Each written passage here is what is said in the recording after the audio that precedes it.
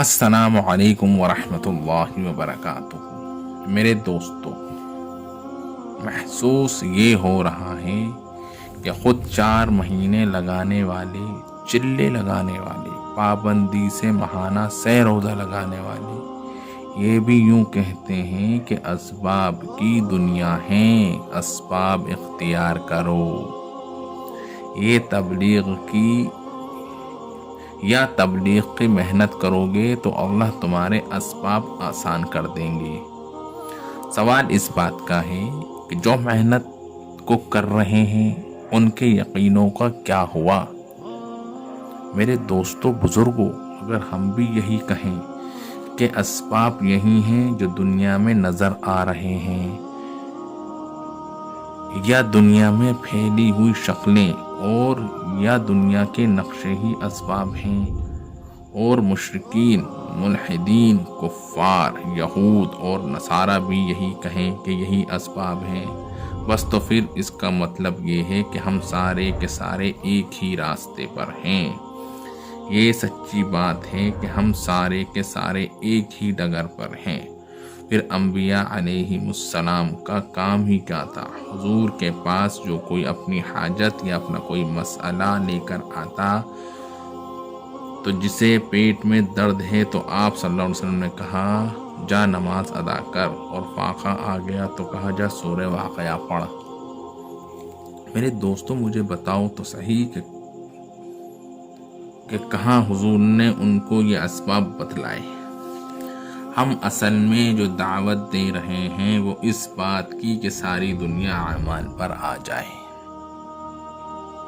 میرے دوستو، میں عرض یہ کرتا ہوں کہ جب نماز کی حقیقت کی طرف دعوت دیں گے تو ایک آدمی نماز پر آئے گا یا نہیں آئے گا، یقین آئے گا، لیکن آپ اگر صرف عمل کی دعوت دیں گے، یقین کی تبدیلی کے لیے دعوت نہ دیں گے تو اس دعوت سے لوگ عمل پر آ جائیں گے، یقین پر نہ آئیں گے۔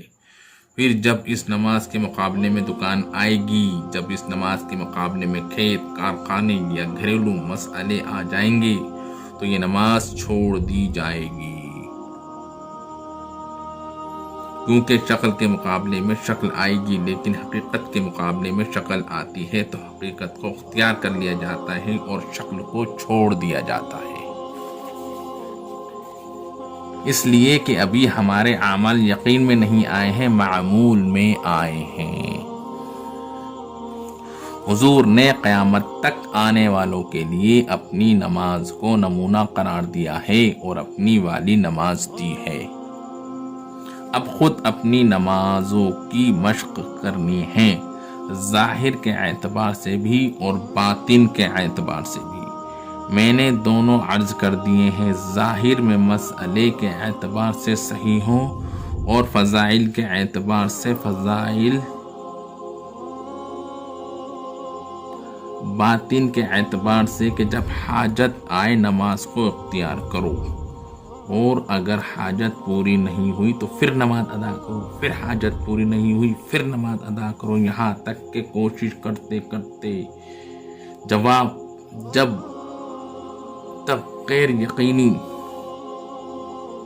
سبب تھا وہ یقینی سبب بن جائے، اور اس کے مقابلے میں جو اسباب اب تک یقینی تھے یہ غیر یقینی بن جائیں، جب تک محنت کرنی ہے۔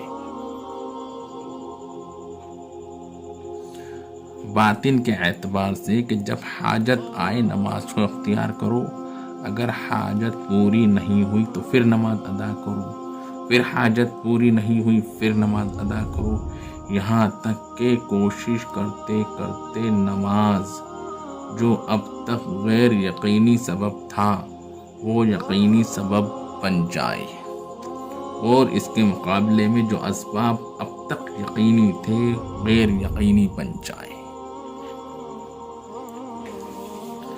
میرے دوستو، حاجت کے آتے ہی اگر نماز کا خیال نہ آیا، ابھی نماز کی حقیقت نہیں حاصل ہوئی۔ اگر حاجت کے آتے ہی سبب کا خیال آ گیا تو یہ سبب کا خیال ہمارے اندر کے سبب کے یقین نے ظاہر کیا ہے۔ اب اگر اس سبب کی کامیابی کے لیے نماز ادا کر رہا ہے تو یہ اس کے عقیدے کا بگاڑ ایسا کر رہا ہے